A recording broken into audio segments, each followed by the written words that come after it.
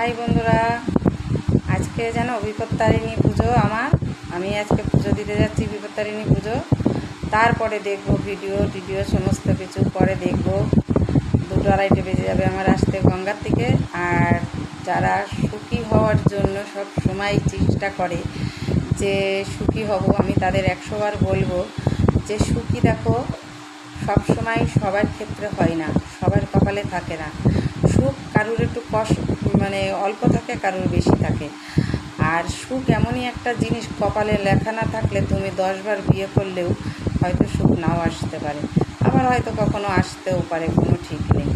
কারণ সব কিছু মিলিয়ে দেয় না তো ভগবান। যদি একটু কষ্ট না রাখে মনে, যে একটুখানি কষ্ট রাখবো তবেই না সে আমাকে বারবার ডাকবে। আর ওই জন্যই ভগবান সব কিছু ঠিকঠাক কারুরই দেয় না, একটু না একটু ফাঁক কিছু না কিছু থাকে।